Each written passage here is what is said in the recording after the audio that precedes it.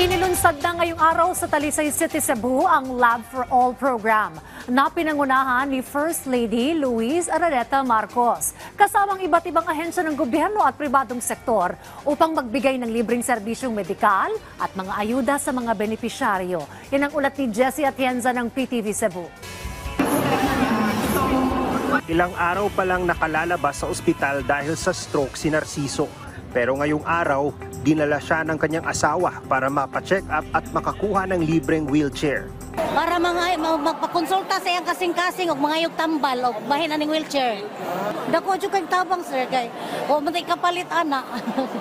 Mahal man ang wheelchair. Daghan kayong salamat nga namugna ning klasiha sa kalihukan din sa Talisay. Sinamahan naman ni Eliazar ang kanyang 74 na taong gulang na manugang na si Tatay Calixto dahil sa kanyang problema sa prostate. Ay, dako kayong tabang sa mga tao dito sa Blackaw. Ang tambal, mahal kaya ang tambal. Labi na kanang dudar, dapat mahalan ito. Nagbibinta, akapin yun yung gato susa. Mahal saan magpa-check up? Oo, mahal sa check up. Ilan lamang sila sa 2,000 mga Cebuano na dumagsa sa unang Lab for All na isinagawa sa lalawigan ng Cebu na pinangunahan ni First Lady Luis Araneta Marcos para ilapit sa taong bayan ang libre at malawakang serbisyong medikal. May eye check-up at may mga ipinamimigay na libreng salamin sa mata.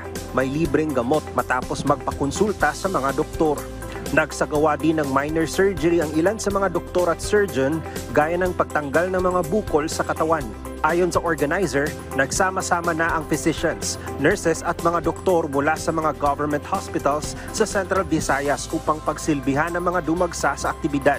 Sa kanyang talumpati, binigyang halaga ni First Lady Liza Marcos kung gaano kalapit sa puso niya at maging ni Pangulong Ferdinand R. Marcos Jr. ang Cebu.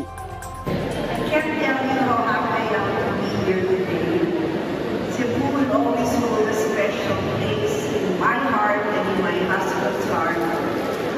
Like my husband says, mahalin natin ang Pilipinas, mahalin natin ang Pilipino.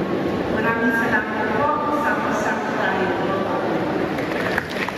Namigay din ng tulong pinansyal ang DSWD sa nasa 1,500 na benepisyaryo ng ayuda sa Kapos ang Kita program o AKAP.